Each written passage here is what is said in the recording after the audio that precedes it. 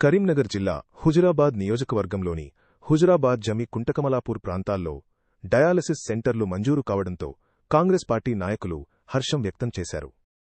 ఈ సందర్భంగా రాష్ట్ర ముఖ్యమంత్రి రేవంత్ రెడ్డి, వైద్య ఆరోగ్య శాఖ మంత్రి దామోదర రాజనరసింహ, జిల్లా మంత్రులు అలాగే నియోజకవర్గ కాంగ్రెస్ పార్టీ ఇన్ఛార్జి ఒడితల ప్రణవ్ చిత్రపటాలకు పాలాభిషేకం నిర్వహించారు. హుజురాబాద్ జమి కుంటకమలాపూర్ పట్టణాల ప్రధాన కూడళ్లలో జరిగిన ఈ కార్యక్రమంలో పెద్ద సంఖ్యలో పార్టీ నాయకులు, కార్యకర్తలు పాల్గొన్నారు.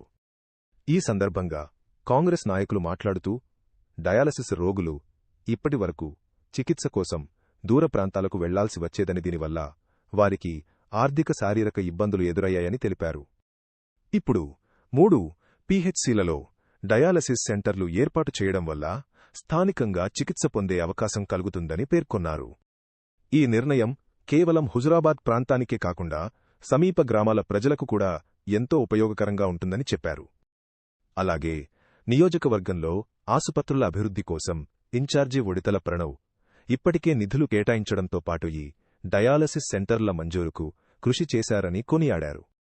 ఈ కార్యక్రమంలో మున్సిపల్ చైర్పర్సన్ సుహాసిని, కౌన్సిలర్లు, మార్కెట్ కమిటీ ప్రతినిధులు, దేవస్థాన కమిటీ సభ్యులు, పట్టణ మరియు మండల అధ్యక్షులు, మహిళా నాయకులు, మైనారిటీ నాయకులు తదితరులు పెద్ద సంఖ్యలో పాల్గొన్నారు.